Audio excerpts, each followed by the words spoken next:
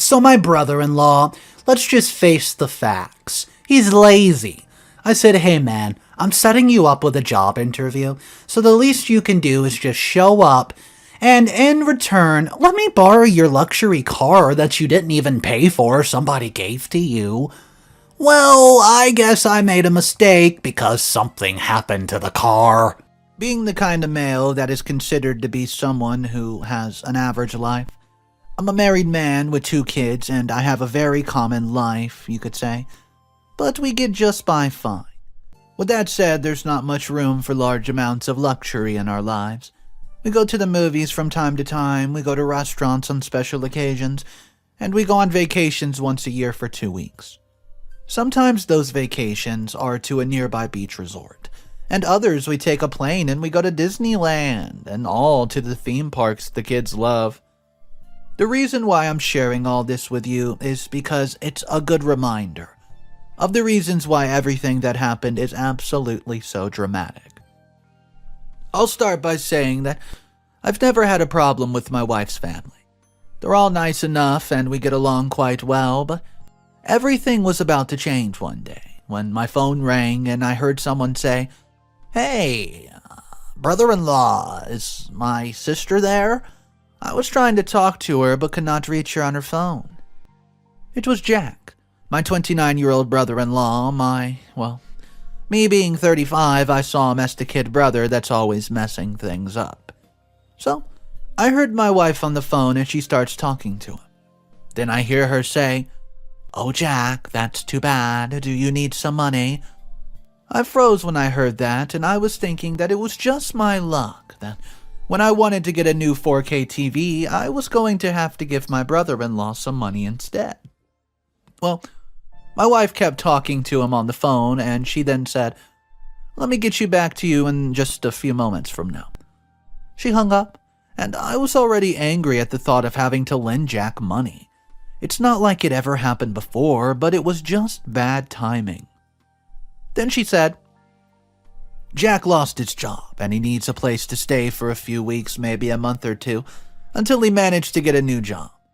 Honestly, I was happy. We had a spare room that we only used for exercise and storage that, we could have lived there. This meant not having to give him any money, so I said sure, let him stay over. The problem was that Jack brought something else with him. He told us that he needed $5,000 from us and he had huge debts to pay, and he'd give it back to us in a few weeks once he had his job back. I refused, but my wife insisted, and she said we would lend him the money from her own savings that she had. I told her that all of our savings belonged to the house, but I agreed, so we gave him the money to pay his debts. He left the house with the check, and sure enough, 2 days later, Jack was there with 2 large gym bags filled with clothes, a large TV, a gaming console. He hugged both of us and told us that he would never forget this help. I remember that the first thing he did once he settled into his room was set up his television and video game console. I've always enjoyed video games, and I have a game console at home for the kids, so I started to talk to him about the new gaming system, the cost of the console. Heck, we even played a few games together with the kids for a couple hours, and then we all went to sleep. The next morning, I found Jack in the kitchen helping himself to my cereal box. This is my cereal, and everyone at home knows it is, sacred. I politely said, "Stop eating my cereal," in a joking tone of voice. But I was dead serious in my attempt to let him know that this was my cereal. He looked at me and said, "Sorry, bro, I had no idea." He then lifted the dish and said, "You can have it." To which I replied, "Nah, man, you already drooled all over it with your spoon." We both laughed, but you could barely feel that there was a little spark of tension getting ready to be born out of our interactions. So a few days passed, and I really did not pay attention to what Jack was doing. He kept to himself most of the time in his room, so I thought he was probably working on finding a new job. About 2 weeks later, we were all sitting at the breakfast table, and he'd usually be out by the time to eat with us. A few more days passed, and I never saw Jack at that breakfast table anymore. One day, I came home and I saw him looking like he had just woken up. I used a very mellow tone and said, "Hey man, you just wake up? I wish I was out of a job too." And he just looked at me, chuckled, and went back to his room. At this point, I was starting to get a bit mad at the situation, and I went to bed that night and told my wife that I felt that Jack was taking things a bit too slow. Well, she obviously stood up for her kid brother and said that he was going to get it too soon. She said that she had never known Jack as the type to be a freeloader from anybody. I told her that I really hoped it was the case because we had yet to see a single dollar from him, even for groceries. I knew he had no job, but he could at least do something. Even the dishes from what he was eating would be there for the cleaning lady to clean, and things became even more problematic a couple weeks later when he was out all night and then came back with his drunk friends to talk loudly in front of the house. Jack had this luxury car that he had inherited from a relative. Jack was lucky because this was a very cool-looking car that reminded me of what a combination of a Dodge Viper and a Lambo would look like. So, Jack's out there parked with his friends, just laughing loudly, and we're about to go to bed. I tell my wife that I don't want Jack and his drunken friend sitting on the porch like idiots. She told me to cool down and that she would handle it. I immediately told her that I would handle it if there would be no argument about it.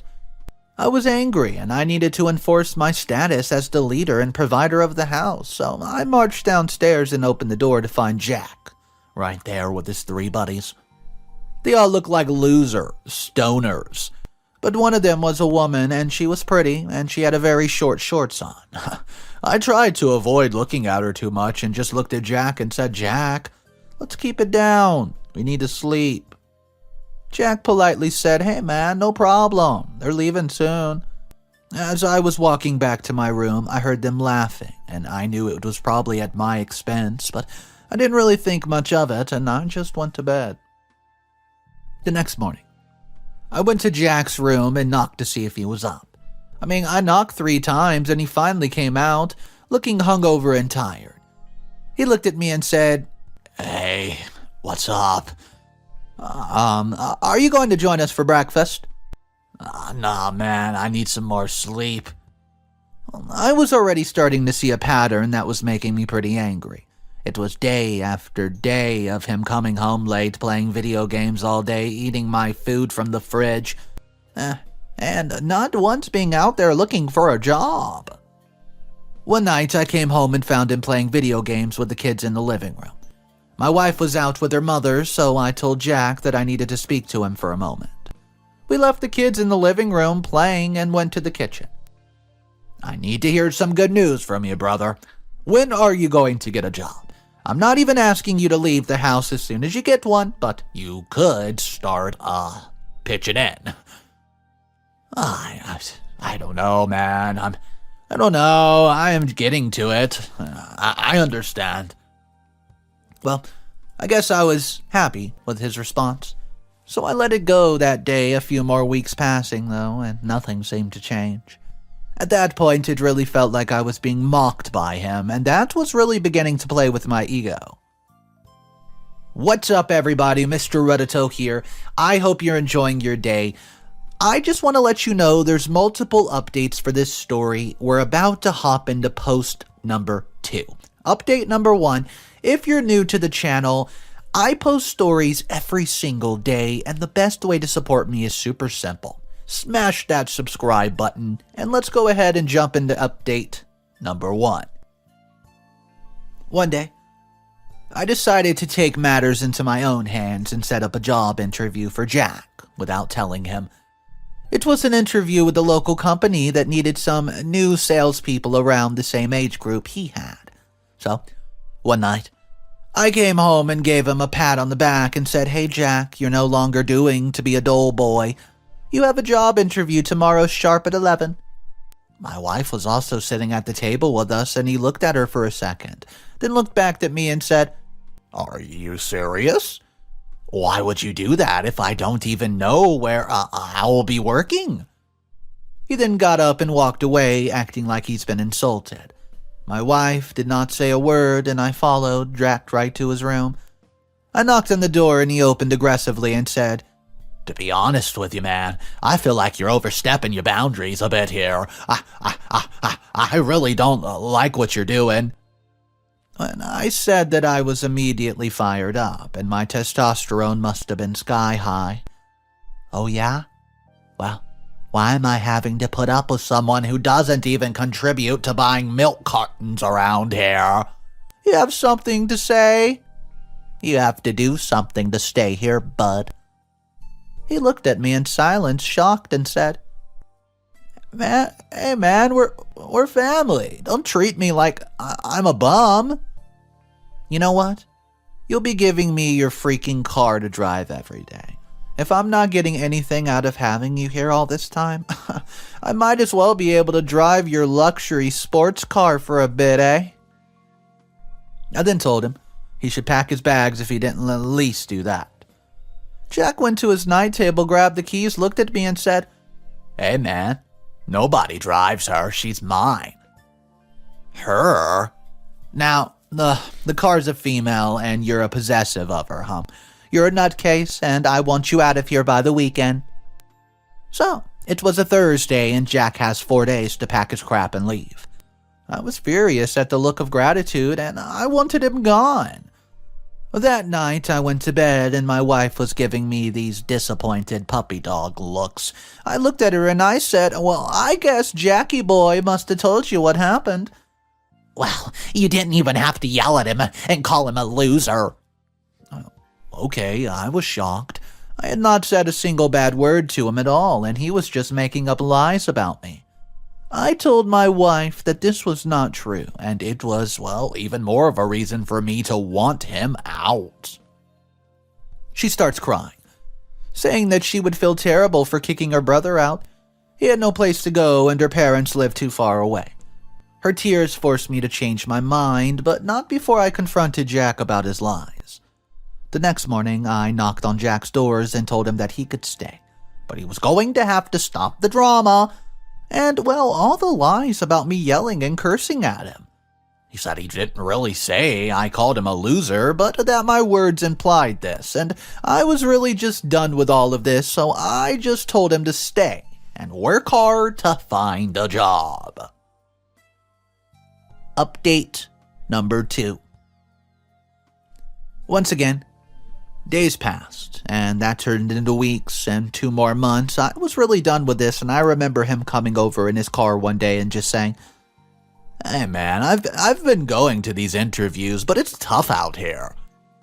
I kind of felt bad for him, but at the same time, I was suspicious. I decided to get a GPS tracker and place it at the bottom of the vehicle. I felt like some kind of movie spy doing this, and I liked it. So I bought a small GPS tracker at the local electronics store, and I placed it on the rear lower end of the chassis of his inside. The next morning while I was at work, I fired up that GPS tracker app, and that day he did not go out a single time, so I waited until the next day. I was going out that day, and Jack came running behind me looking all dressed up.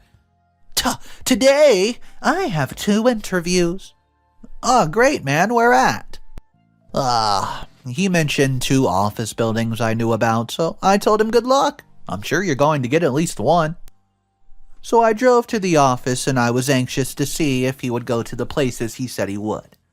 I just stared right there at the GPS like a child at the toy store. I started to notice he was indeed going to the place he said he was. He drove there and I was kind of disappointed and hoping he would just go somewhere random, but then his car takes a turn and drove away. This meant that he didn't even get out of the vehicle and just drove there. I would think that because we both drove out of the house at the same time. He was paranoid that I'd follow him. So, I was at the office and looking at the phone waiting to see when he would stop, and the car just stopped in some neighborhoods that didn't really have any stores or offices. It was a residential area. His car was there for 4 hours, and then bada bing, bada boom, it left, and went back to the house.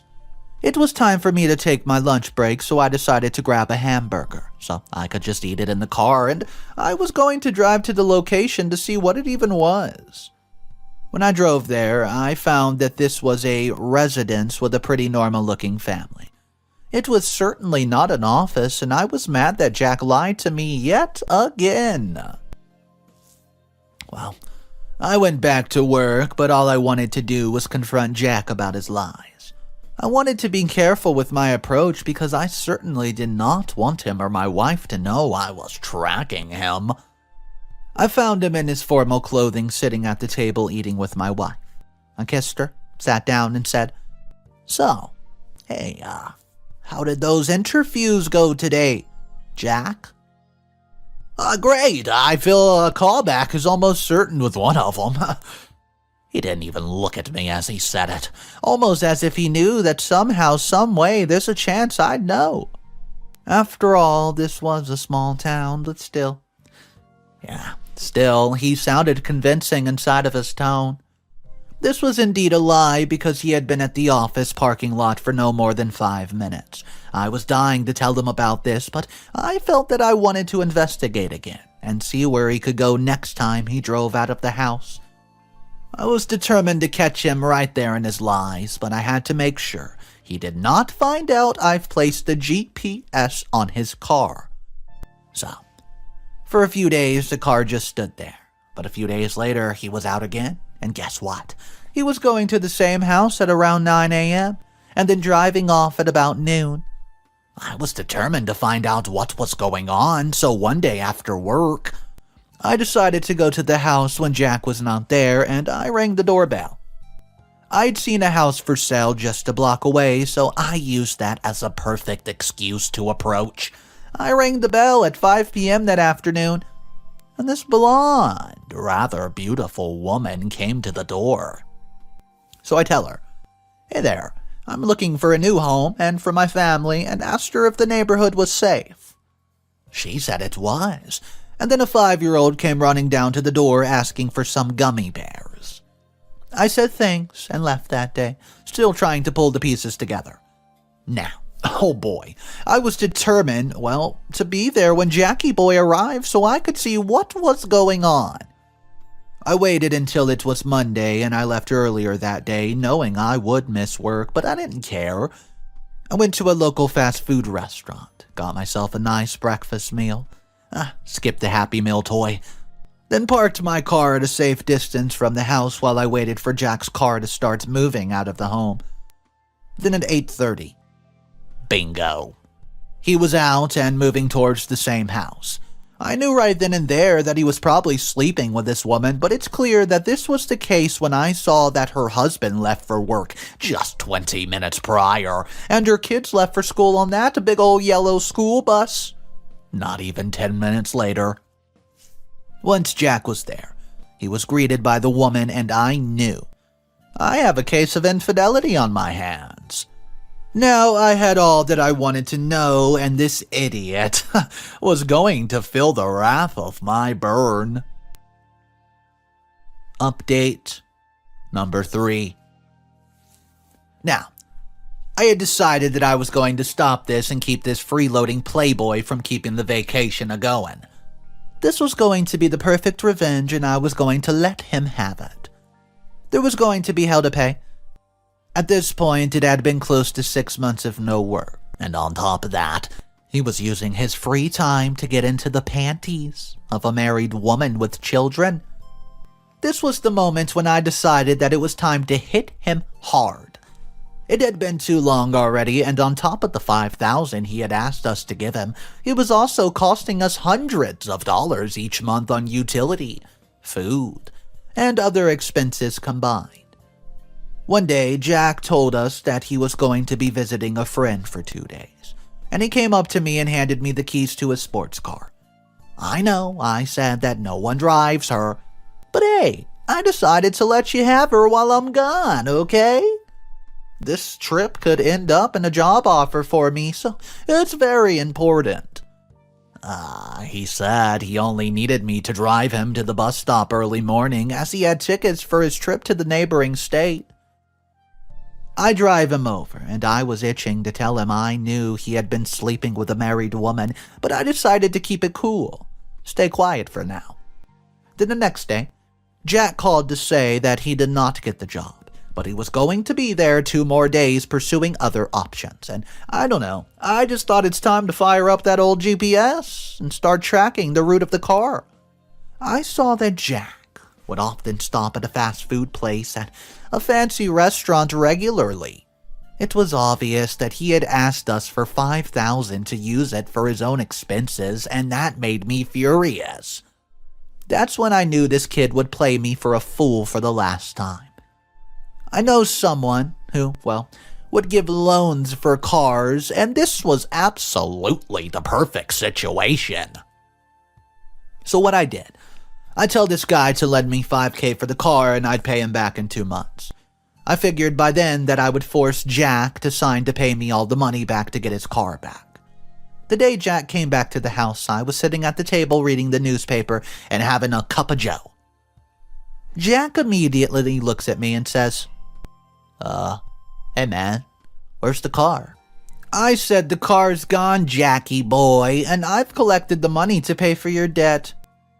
He stood there laughing and even said, nice joke, man, now please, where'd you park the car? I really sold it. That's when he stood in front of me and said, you couldn't possibly. The car was under my name. Well, I sold it to someone who doesn't care about the law, silly. Your car's probably on its way to the other side of the world by now. That's what I would guess. He grabbed my shirt in a menacing way and told me to go get his car.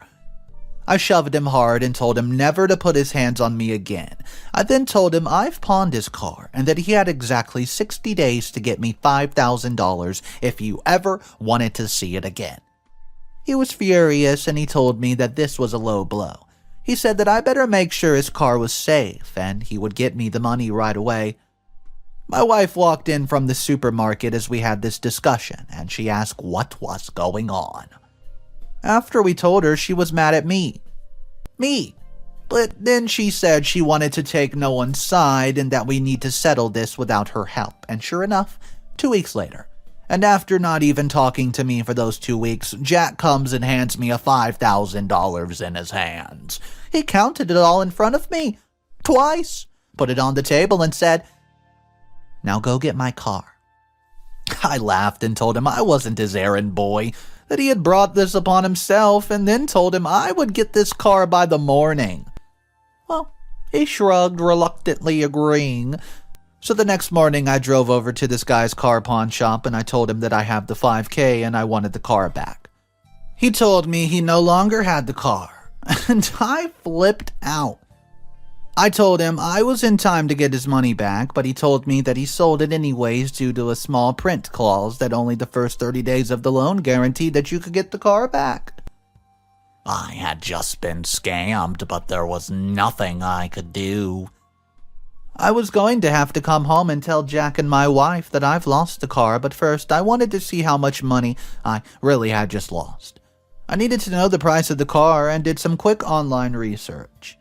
I was completely blown away when I discovered that the car was worth $200,000. $200,000! It happened to be a very unique luxury car that was one of the unknown brands, but it's become a collector's item due to only a few hundred even being made in the world. The current asking price for one in good condition is no less than $200,000. I was now in the worst possible situation, because suddenly the tables have turned and I was hoping Jack had no idea about the real value of the vehicle. Update number 4. When I came home, I sat down with Jack and my wife and broke the news that the car's been sold. Jack immediately hit the table and yelled, "How could you do this?" Jack, you seem very upset, buddy. It's a car that had a factory price of $15,000 when it came out 10 years ago. You owed us $5,000. I mean, come on. Now we owe you some money. No big deal, but we'll pay you back. You need to get my car. I don't care. I can't, buddy. That car was worth over $250,000 for collectors. Now you owe me $250,000. $200,000. We argued for hours, and my wife was angry for both of us, for the way that we have behaved, and I just got so mad that I confronted him about the woman he had been visiting. And I did this in front of my wife. I didn't care. He had no idea what I was even talking about and that he had been visiting a friend. I said I knew she was sleeping with her, and she was married, to which he did not reply and pretty much confirmed it to be true. He then said that this has absolutely nothing to do with the car. He left the house that very day and then came back a week later with a lawyer, threatening to sue me. My wife told him that if he sued him, she would no longer talk to him, and that this could be settled out of court. Now my father and mother-in-law got involved, accusing Jack of taking advantage of us, but also accusing me of doing something that was not even legal, so I was in a terrible situation caused by Jack's lack of morals. It runs out that the car was under the relative's name that had passed away. Jack had lied about it being in his name this whole time, but he was looking for a lawyer to help him get the car under his name, as the uncle that died had said he wanted to give it to him, but there was nothing in writing. This means that Jack had no legal grounds to claim it anyways, and the pawnshop owner had pulled the perfect scam, as there's never any proof that I brought the car to him. He probably sold the car to a collector illegally. Now the whole family was in a bad situation, and even my marriage was starting to suffer. Jack lost his car, we never paid him back, and the entire family hardly speaks anymore. My kids will be the ones most affected by this, and now this was a reminder of how much damage comes from money. From, well, just getting relatives and using them to take advantage of them. And from the constant issues related to financial problems that people have. Even the most powerful families in the world have fought each other over money. This is a reality that people need to face, and we paid a higher price for our financial mistakes. Lending money to relatives and letting them live with you is always a risk. We should never left Jack to stay with us for more than a few days, or heck, even a few weeks top. We should never have given him all that money, which he probably used for parties and to keep up with the lifestyle while living with us. Life is much easier when you keep things simple and you don't let money become a problem. Now, all I can do is try to save my marriage so that my kids can grow up in a happy family that they had before all this started. That is all that I can hope to achieve. Unfortunately, the drama caused by money is endless, and that's always a problem that is hard to avoid for most people in this world. Even when we try hard to do it, money always finds its way to complicate things. Am I right? I don't know what's worse, the fact that OP lost the car, or the fact that he even had to deal with his brother-in-law the whole time. I mean, the dude was very hard to deal with, and he basically just didn't want to do anything in life and just skate on by with the handouts of his sister.